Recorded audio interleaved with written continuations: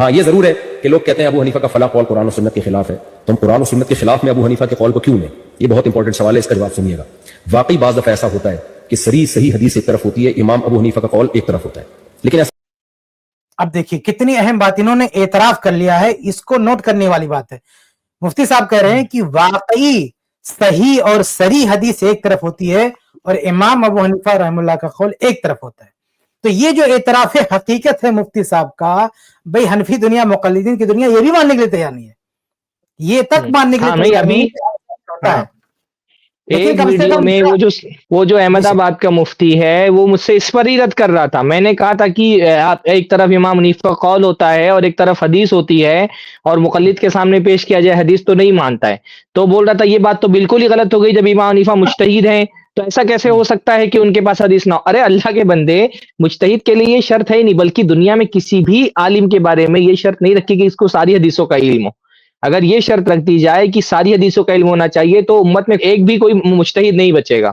تو یہ بہت اہم بات ہے جو ان صاحب نے اعتراف کر لیا ہے، اور وہ جو ہے احمد آباد والا مفتی ہے اس کو اتنی کلپ مفتی طارق مسعود کی کاٹ کر کے کوئی دکھا دے کہ بھائی دیکھو ایسا ہوتا ہے کہ کبھی ایک طرف امام ابو حنیفہ کا قول ہوتا ہے اور ایک طرف بہت صحیح صریح حدیث ہوتی ہے۔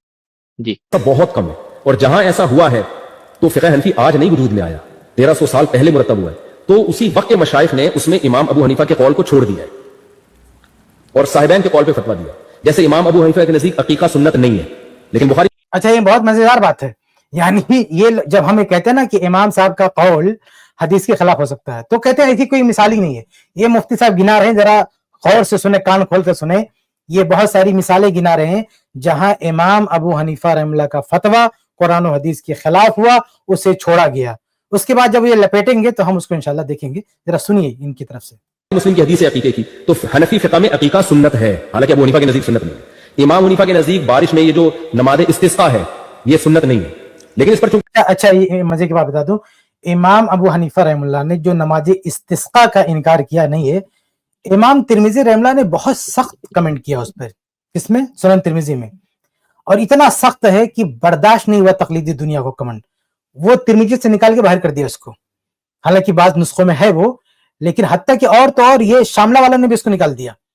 تو یہ جو تقلیدی برادری ہے نا، اس لیے میں کہتا ہوں کہ یہ حنبلی لوگ بھی کبھی کبھی اپنی تقلید کے جو موڈ میں آتے ہیں تو اس طرح کی حرکتیں کرتے ہیں۔ شاملہ کی کئی کتابوں میں ان نالائکوں نے، پتہ نہیں کس نالائک کی حرکت ہے کہ شاملہ جیسا جو سافٹ ویئر ہے جو نمائندگی کرتا ہے کہ بھئی ہاں یہ حدیث ماننے والوں کا ہے، وہ تک بھی اس میں تحریف کر کے بیٹھے ہیں۔ جو صحیح ابن خزیمہ میں وہ روایت موجود ہے کہ ایک شخص نے امام ابو حنیفہ رحمۃ اللہ سے پوچھا کہ فرض نمازیں کتنی ہیں، تو انہوں نے کہا 5، تو کہا کہ وتر کی نماز کیا ہے، تو انہوں نے کہا واجب، کہا کہ ان کا لا تدری الحساب، آپ کو کیلکولیشن نہیں آتا، اس کو نکال کے باہر کر دیا شاملہ والوں نے، جبکہ اصل نسخے میں ہے۔ تو یہ جو انہوں نے کہا نماز استسقاء پر یاد آ گیا کہ اسی استسقاء والے مسئلے کو لے کر امام ترمذی رحم اللہ نے جو کمنٹ کیا ہے سنن ترمذی میں، وہ ان سے برداشت نہیں ہو رہا، اس کو ان لوگوں نے نکال کے باہر کر دیا۔ صحیح حدیث ہے۔ اچھا یہ ہمارے یہاں پر شیخ کفایت جن مسائل میں اختلاف ہوتا ہے، اور بہت سارے ایسے مسائل نا جس میں صاف صاف صریح حدیث ہوتی ہے اور امام حنیفہ قول اس کے خلاف ہوتا ہے، جب ہم ایسے مسائل بتاتے ہیں تو لوگ بولتے ہیں اچھا امام ابو حنیفہ امام بخاری سے پہلے کیا تو ان تک حدیث نہیں پہنچی ہوگی؟ مطلب اس کو ایک دلیل کے طور پہ پیش کرتے ہیں کہ بس کیونکہ امام ابو حنیفہ امام بخاری سے پہلے، اس کا مطلب گرچہ ان کا قول حدیث کے خلاف ہے لیکن ان تک یہ حدیث پہنچی ہوگی، ایسا کیسے ہو سکتا ہے کہ حدیث نہ پہنچی ہو؟ تو بھائی جیسے 2 مسائل میں آپ مان رہے ہیں کہ امام ابو حنیفہ کا قول حدیث کے خلاف ہے، تو ان 2 مسائل کے علاوہ بھی کسی مسئلے میں امام حنیفہ کا قول حدیث کے خلاف ہو سکتا ہے نا۔ یعنی اصول جو آپ بار بار جب ہم کوئی ایسی مثال پیش کرتے ہیں کہ امام ابو حنیفہ نے اس میں حدیث کے خلاف فتویٰ دیا، اور بعض مرتبہ ہم کہتے ہیں کہ ممکن ہے اس معاملے میں امام ابو حنیفہ تک کی حدیث نہ پہنچی ہو، اس وجہ سے انہوں نے اس کے خلاف فتویٰ دیا ہو، تو یہ بہت زام کے ساتھ بولتے ہیں کہ ایسا کیسے ہو سکتا ہے امام حنیفہ تک حدیث نہ پہنچے۔ تو بھائی دیکھو یہاں پر مفتی صاحب خود جو ہے نا وہ اس بات کی وضاحت کرنے کہ امام ابو حنیفہ حدیث کے خلاف فتویٰ دیتے تھے۔ اگر یہ 2 مسائل میں آپ نے ثابت کر لیا تو اس کا مطلب کہ اس کے علاوہ بھی مسائل ہو سکتے ہیں جس میں امام ابو حنیفہ کا قول صحیح حدیث کے صریح حدیث کے خلاف ہو۔ مشائخ ہیں انہوں نے صاحبین کے قول پہ فتویٰ دیا کہ نہیں جی یہ سنت ہے۔ کبھی آپ دیکھیں حنفی کتابوں میں یہ لکھا ہے کہ نماز استسقاء سنت ہے، حالانکہ ابو حنیفہ کے نزدیک نہیں ہے۔ امام ابو حنیفہ کے نزدیک دارالحرب میں کافر سے سودی لین دین کر سکتے ہیں، لیکن سود سے متعلق حدیثیں ایک طرف اتنی زیادہ ہیں، ہم نے ان کے ظاہر کو لیا اور ہم نے فتویٰ یہ دیا ہمارے جتنے مشائخ ہیں کہ نہیں جی کہیں بھی سود نہیں لے سکتے آپ، صاحبین کے قول پہ فتویٰ دیا۔ ایسے اور بھی بہت سارے۔ امام حنیفہ کے نزدیک ماں بچے کو 2.5 سال تک دودھ پلا سکتی ہے، اور اس میں امام صاحب کے پاس قرآن کی آیتیں بھی ہیں، لیکن ہم نے کیا کیا، ہمارے مشائخ نے، ہم نے نہیں، آج سے بہت صدیوں پہلے انہوں نے کہا کہ چونکہ اس میں قرآن کی جو آیت ہے نا بل والدات یرضعن اولادہن حولین کاملین، اس کے ظاہر سے یہی پتہ چل رہا ہے کہ 2 سال، تو فتویٰ ظاہر پہ ہی دیا ہے کہ 2 سال تک ہی پلا سکتی ہے. تو یہ جو الزام لگایا جاتا ہے نا احناف پر کہ یہ قرآن و سنت کے خلاف ابو حنیفہ کے قول کو لیتے ہیں، یہ کم علمی کی وجہ سے پروپیگنڈا ہے. ایسا نہیں ہے، جو قول قرآن و سنت میں امام حنیفہ کا قول قرآن و سنت کے خلاف تھا اس کو لگا ان کو ظاہر میں، وہ قول پہلے ہی ترک کر دیا گیا ہے. تو اب دیکھیے یہ کیا کہہ رہے ہیں یہ بتانا چاہتے ہیں کہ امام ابو حنیفہ رحم اللہ کے جتنے اقوال قرآن و حدیث کے خلاف تھے وہ چھوڑے جا چکے ہیں. اب جو بچہ ہے نا ریمیننگ جو اقوال ہے ان کے، یہ بالکل سیو ہے قرآن و حدیث کے مطابق. سوال یہ پیدا ہوتا ہے کہ کس نے یہ فیصلہ کیا کہ یہ اقوال قرآن و حدیث کے خلاف ہے؟ اگر آپ کہتے ہیں کہ صاحبین نے فیصلہ کیا تو بھائی صاحبین کو فیصلہ کرنے کی کیا ضرورت تھی؟ خود امام ابو حنیفہ رحمہ اللہ نے اپنی زندگی میں اپنے کئی سے اقوال چھوڑ دیے. یعنی صاحبین کو آگے جو ہے اس میں دخل اندازی کی ضرورت کیوں پیش آئی؟ یعنی خود کیا امام ابو حنیفہ رحمہ اللہ نے رجوع نہیں کیا؟ رجوع کیا. بھائی بعض روایتیں صحیح سند سے ثابت ہے کہ ایک دن میں 5 طرح کا فتویٰ دیتے تھے، کہتے نہیں یہ غلط ہوگا، یہ غلط ہوگا، یہ غلط. تو امام ابو حنیفہ رحمہ اللہ نے خود اپنی زندگی میں بہت سے اقوال سے رجوع کر لیا ہے. تو اگر کوئی یہ کہے کہ امام صاحب کے قول جتنے اقوال قرآن و حدیث کے خلاف تھے آلریڈی امام صاحب چھوڑ چکے، رجوع کر چکے ہیں، اب مداخلت کرنے کی ضرورت نہیں ہے. لیکن کہنے نہیں بھائی وہ کچھ رہ گیا تھا ان سے تو صاحبین نے اس لیے مداخلت کی. تو اگر امام ابو حنیفہ سے رہ سکتا ہے تو صاحبین سے نہیں رہ سکتا ہے؟ اگر امام ابو حنیفہ رحمہ اللہ سے رہ سکتا ہے کہ کچھ چیزیں ابو حنیفہ کی رجوع کے باوجود بھی صاحبین کو مداخلت کی ضرورت پڑتی ہے، تو صاحبین سے بھی تو چوک ہو سکتی ہے. ہو سکتا ہے کہ کچھ چیزیں انہیں نے رجوع دیکھا حدیث کے خلاف تو انہوں نے بھی امام صاحب کا چھوڑ دیا، بلکہ میسج کیا دیا، پیغام کیا دیا؟ خود امام ابو حنیفہ رحمہ اللہ نے اور صاحبین نے، ان دونوں نے کیا دعویٰ کیا؟ کیا امام ابو حنیفہ رحمہ اللہ نے دعویٰ کیا کہ دیکھو بھائی جو غلطی ہوئی تھی میں نے سدھار لی ہے اب لاک؟ یا کیا صاحبین نے کہا کہ دیکھو جو چھوٹ گیا تھا امام ابو حنیفہ سے ہم نے اس کو پورا کر دیا اب لاک کرتے؟ نہیں، نہ امام ابو حنیفہ رحمہ اللہ نے تحقیق کو لاک کیا، اجتہاد کا دروازہ بند کیا، نہ صاحبین نے دروازہ بند کیا، بلکہ امام صاحب کا رجوع، صاحبین کا حدیث کی طرف رجوع، یہ منہج بتاتا ہے ان لوگوں کا. یعنی جو متقدمین ہیں فقہ حنفی اپنے آپ کو جس کی طرف منسوب کرتی ہے، ان ائمہ نے بھی تقلید نہیں سکھایا. نہ امام حنیفہ رحمہ اللہ نے تقلید سکھایا ہے، نہ ان کے شاگردوں نے تقلید سکھائی ہے. یہ بعد کے لوگوں نے تقلید کا جو ہے کنواں بنایا ہے جس میں سب کو ڈھکیلا ہے. بلکہ یہ جو مفتی صاحب مثالیں پیش کریں یہ مثالیں دلیل ہیں کہ تحقیق جاری تھی اور جاری رہنی چاہیے. اگر امام ابو حنیفہ کے رجوع سے دروازہ اجتہاد کا بند نہیں ہوتا تو صاحبین کی دخل اندازی سے بھی اجتہاد کا دروازہ بند نہیں ہو سکتا. آگے بھی اس کی ضرورت ہے. ایک چیز اور کہ صرف پوری دنیا میں صاحبین ہی کو حق حاصل ہے کہ امام ابو حنیفہ رحمہ اللہ کا جو فتاوی قرآن و حدیث کے خلاف ہے وہ اس پہ کریکٹ کریں گے؟ کیا امام شافعی کو حق حاصل نہیں ہے؟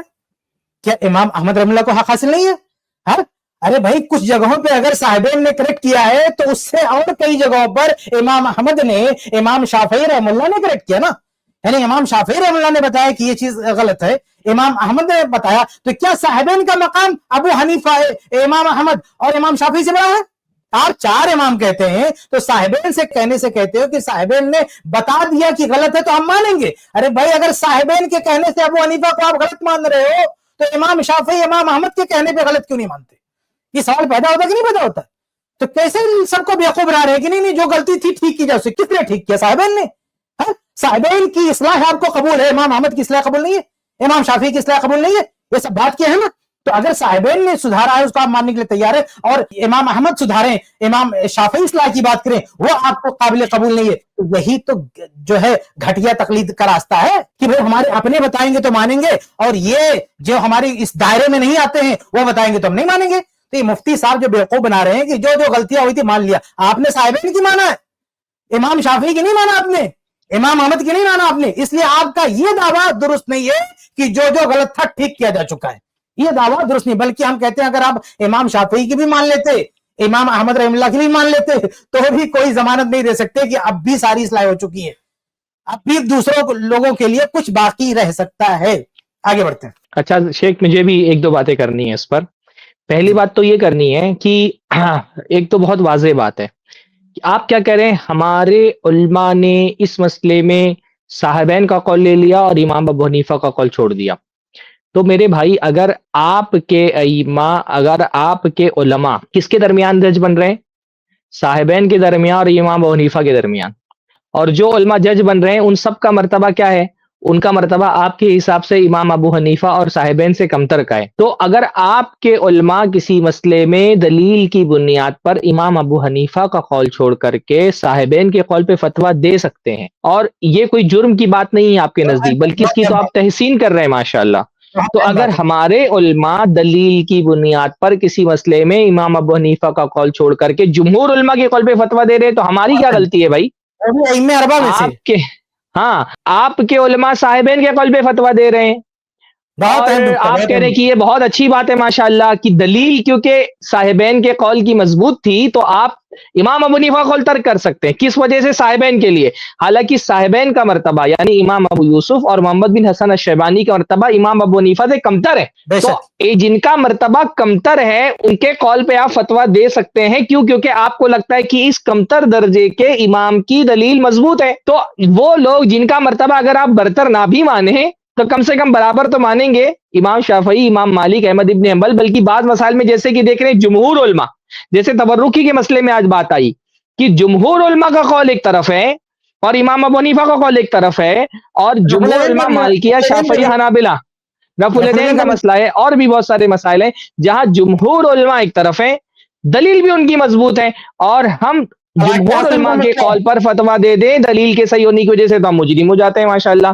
تو یہ کون سا معیار آپ کا ہے کہ آپ کریں تو درست اور ہم کریں تو غلط، آپ کریں تو صحیح اور ہم کریں تو ہم مجرم بن جائیں؟ تو یہ کون سا معیار ہے؟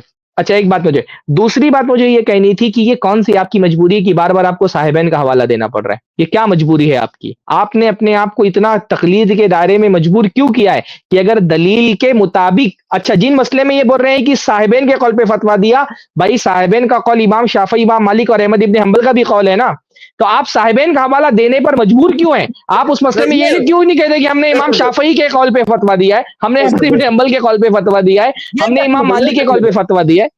یہ مجبوری آپ نے، یہ تقلید کی ایسی زنجیر آپ نے ایسی باندھ کر کے رکھی ہے کہ جمہور ائمہ کا بھی جی ان جی لوگوں نے شکیب اسی کا نیا خوبصورت نام لایا ہے تمذہب. تمذہب. جی یہ لوگ اور یہ کیسی مجبوری ہے؟ آپ بھائی چاروں ائمہ کو برحق بولتے ہیں تو آپ جب فتویٰ دینا ہوتا ہے تو بار بار صاحب کا حوالہ کیوں دیتے ہیں؟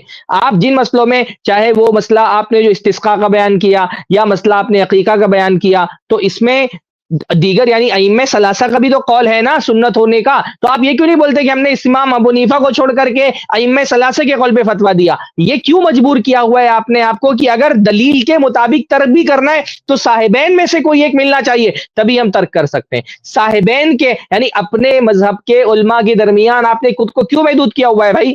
یہی تو ہمارا اور آپ کا اختلاف ہے کہ آپ اگر فتویٰ دینا، آپ اگر امام کا مسلک چھوڑتے بھی ہیں تو آپ نے طے کر لیا کہ امام کا مسلک چھوڑنے کے بعد ہمارے اپنے مذہب کا کوئی عالم ملنا چاہیے تبھی جا کر کے ہم امام کا مذہب چھوڑیں گے، اپنے مذہب کے اپنے دائرے کے باہر نہیں جائیں گے. تو گویا کہ آپ نے یہ سمجھ لیا ہے کہ حق صرف ہمارے مسلک میں محدود ہے، حق یا تو امام ابو حنیفہ کے پاس ہوگا، اور اگر امام ابو حنیفہ سے چوک ہو گئی تو صاحبین کے پاس ہوگا. ہم کہتے ہیں حق کسی ایک مسلک میں محدود نہیں ہے. حق اگر امام ابو، ایسا بھی ہو سکتا ہے، جب اگر ایسا ہو سکتا ہے کہ حق امام ابو حنیفہ کے پاس نہیں تھا تو صاحبین کے پاس آیا، تو ایسا بھی ہو سکتا ہے کہ حق امام ابو حنیفہ تک بھی نہیں پہنچ پایا، صاحبین تک بھی نہیں پہنچ پایا، وہ امام شافعی تک پہنچ گیا، احمد ابن حنبل تک پہنچ گیا، امام مالک تک پہنچ گیا.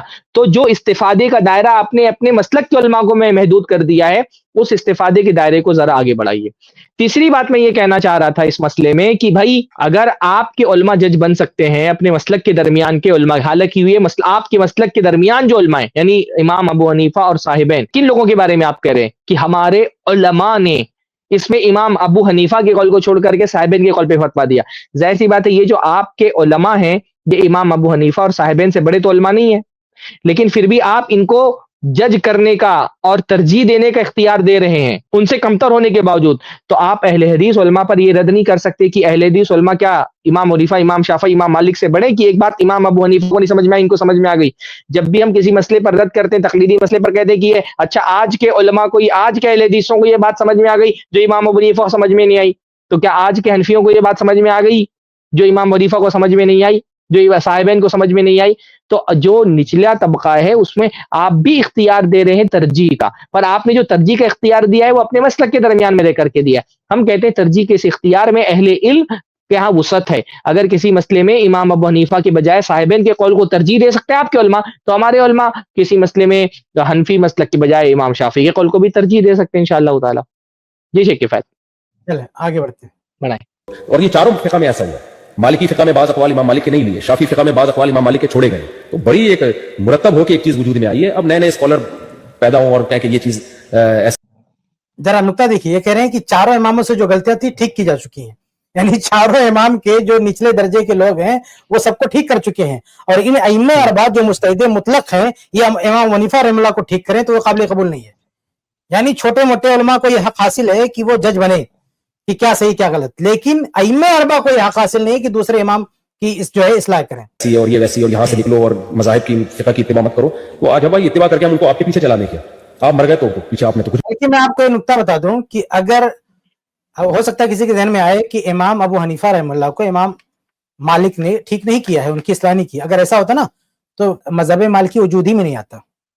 اگر امام ابو حنیفہ رحمہ اللہ کی اصلاح امام مالک نہ کرتے تو مذہب مالکی وجود ہی میں نہیں آتا، اور مذہب مالکی کی اصلاح امام مالک رحمہ اللہ سے اختلاف اگر امام شافعی نہ کرتے تو مذہب شافعی وجود ہی میں نہیں آتا، اور امام شافعی سے اختلاف اگر امام احمد بن حنبل رحمہ اللہ نہ کرتے تو مذہب حنبلی وجود میں ہی نہیں آتا. یہ جو ائمہ اربعہ نے بعد کے امام نے پہلے امام سے اختلاف کیا، اور اس اختلاف بہت مضبوطی سے اختلاف کیا، اتنی مضبوطی سے کہ بعد میں ان کے نام پر بھی لوگوں نے پورا مذہب بنا لیا. آگے بڑھتے ہیں. اچھا شیخ، یہ جو کہہ رہے ہیں یہ کہ سارے مسائل کی اصلاح ہو چکی ہے، اگر سب کی سب اصلاح ہو چکی ہے تو سب تو اجماع ہو جانا چاہیے، اختلاف باقی نہیں رہنا چاہیے نا.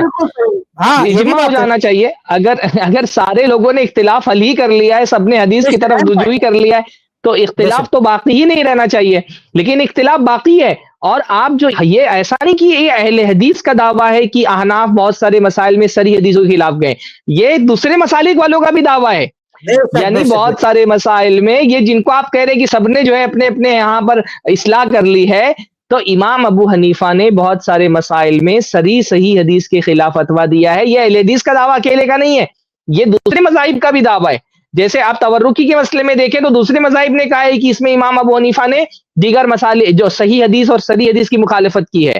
آپ دیکھیں جو خیار والد مجلس والا مسئلہ ہے کہ ایک بندہ اگر کسی مجلس میں وہ بے کرتا ہے، اور بے کرنے کے بعد اس مجلس کے اندر جب تک کہ موجود ہے، جب تک کہ دونوں جدا نہیں ہوتے ہیں، تب تک کہ اس کے پاس اختیار ہوتا ہے کہ وہ اپنی بے کینسل کر سکتا ہے، ڈیل کینسل کر سکتا ہے. امام حنیفہ جو اللہ کے نبی کی بہت صحیح حدیث ہے، البیعان بالخیار ما لم یتفرقا، کہ بے کرنے والے کو اختیار ہوتا ہے جب تک کہ وہ جدا نہ ہو جائے. بالکل صحیح حدیث ہے. امام حنیفہ نہیں مانتے. بعض علماء نے یہاں تک کہ حنفی کے بارے میں کہا کہ استتاب، اسے توبہ کرائی جائے گی جو ہے کہ حدیث نہیں مانتا ہے وہ.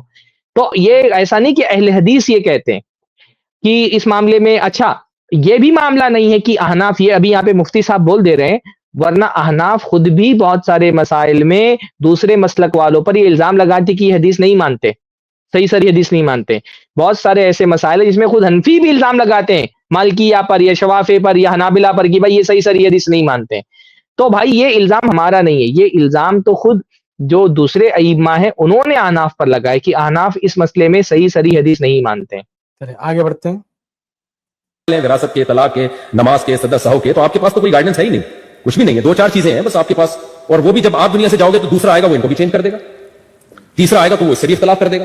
یہ تو بیڑا غرق ہو جائے گا امت کا. یہ غیر مسلم کیا کرے گا وہ؟ اور یہ مسئلہ عجیب بات ہے کہ یہ اختلافی کی بات کر رہے ہیں. یہ ابھی خود بول رہے ہیں کہ امام حنیفہ کی ایک بات تھی، صاحبین نے آ کر کے اس کو چینج کر دیا، اور بعد میں آنے والے نے کر کے اس میں بھی ترجیح کی. تو یہ خود ہی بول رہے ہیں کہ ان کے یہاں یہ سلسلہ چل رہا ہے کہ تبدیل ہو رہا ہے.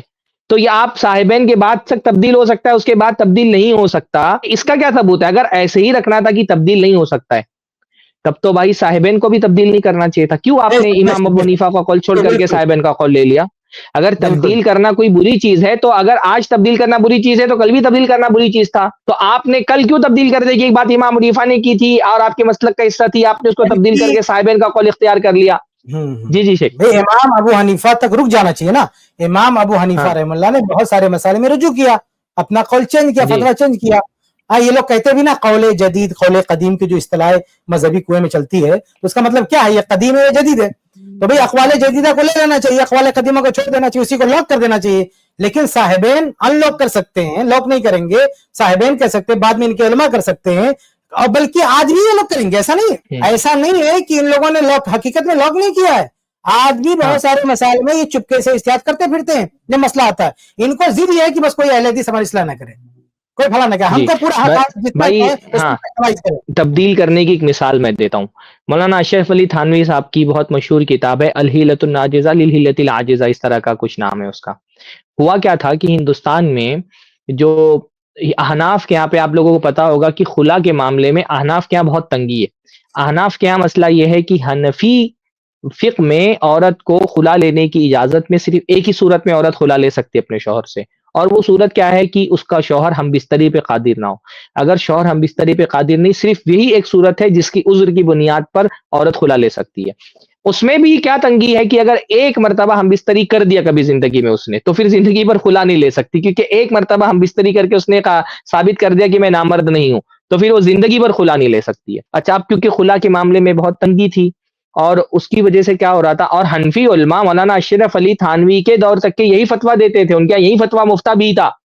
اب مولانا اشرف اب اچھا اس میں کیا ہوا, پھر جو عورتیں تھیں وہ اب خلا نہیں لے سکتی تھی, تو وہ کیا کرتی تھی, وہ مرتد ہو جاتی تھی, اسلام چھوڑ دیتی تھی. اب اسلام مرتد ہو گئی تو نکاح ٹوٹ جاتا تھا, اور اس کے بعد دوبارہ اسلام قبول کر لیتی تھی. یہ انہوں نے عورتوں نے طریقہ اختیار کیا ہوا تھا اور شوہر سے چھٹکارا حاصل کرنے کے لیے. تو جب مولانا نے یہ دیکھا, مولانا اشرف علی تھانوی صاحب نے, تو انہوں نے کیا کیا, انہوں نے حرمین کے مالکی علماء کا فتویٰ منگوایا اور اس کا ترجمہ بھی کروایا, اور پورے ہندوستان میں جو الگ الگ حنفی علماء تھے ان حنفی علماء کے پاس اس کو بھجوایا, سب سے تصدیق لی, اور اس کے بعد اس کو جمع کر کے پوری ایک کتاب لکھی الحیلۃ الناجزہ للحیلۃ العاجزہ.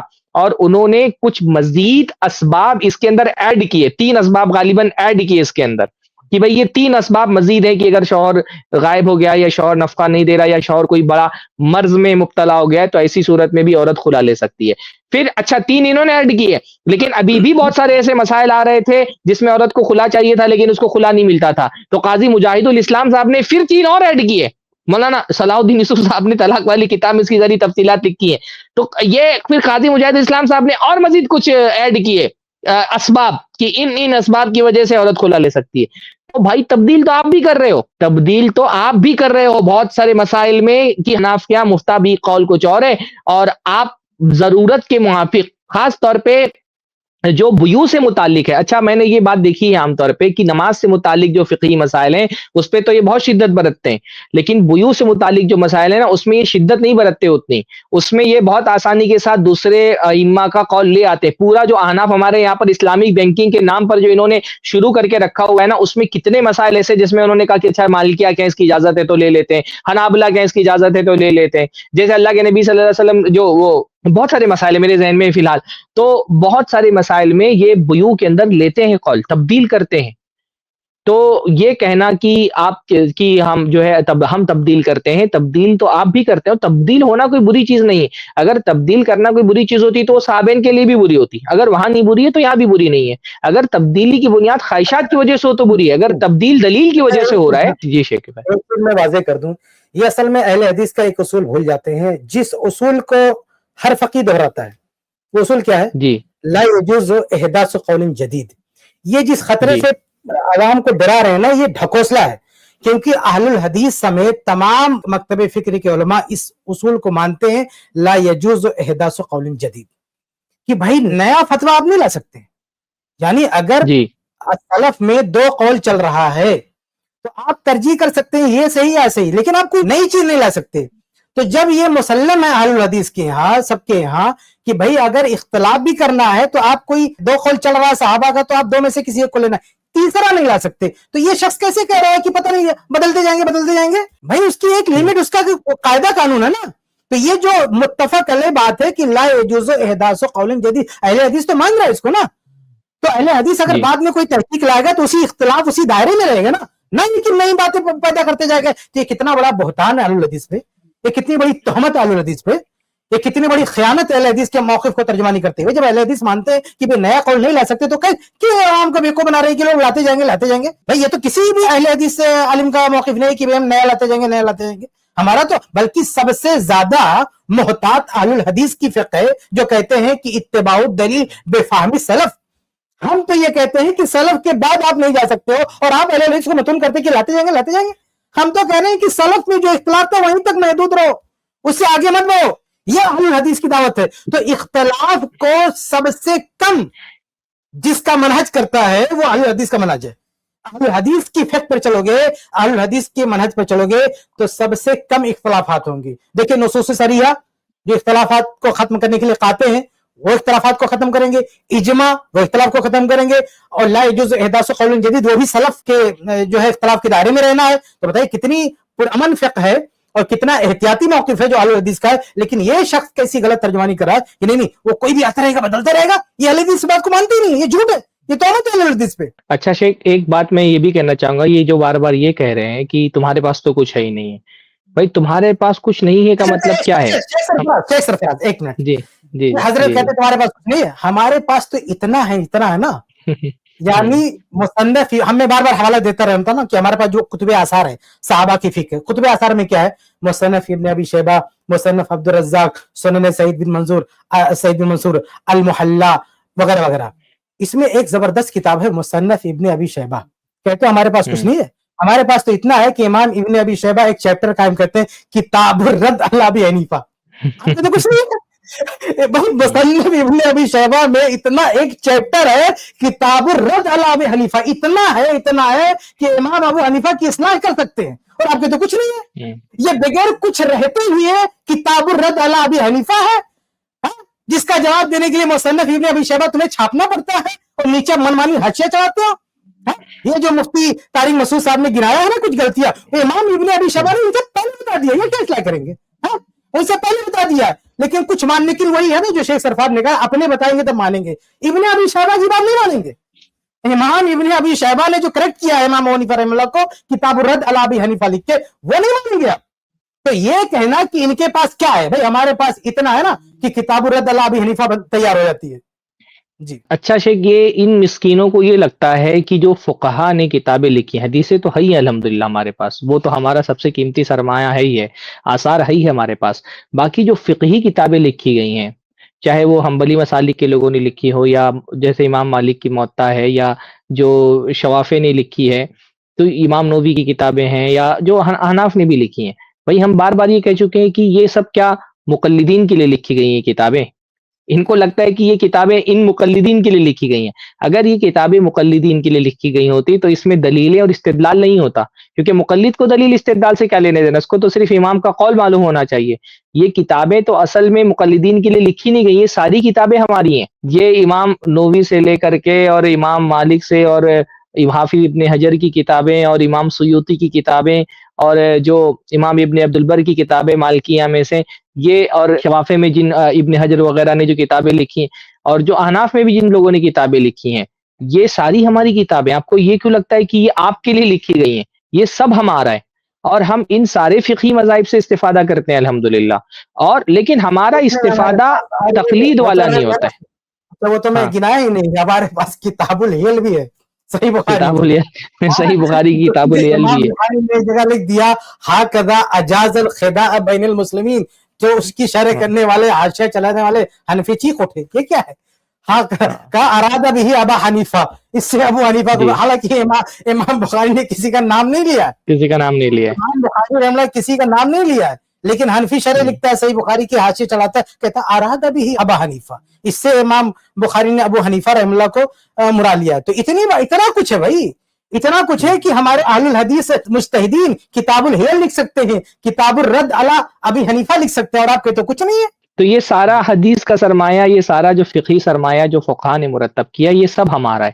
اس میں ان کتابوں کے مصنفین نے کہیں یہ نہیں لکھا کہ ہم اس کو صرف اپنے مذہب کی تقلید کرنے والوں کے لیے لکھ رہے ہیں. تو الحمدللہ یہ سب کچھ ہمارا ہے. اس کلپ کی فل ویڈیو دیکھنے کے لیے ہمارے چینل پر ضرور آئیں. آئی پلس ٹی وی نے ایک نیا یوٹیوب چینل شروع کیا ہے جس کا نام ہے آئی پلس ٹی وی اختلاف کا حل.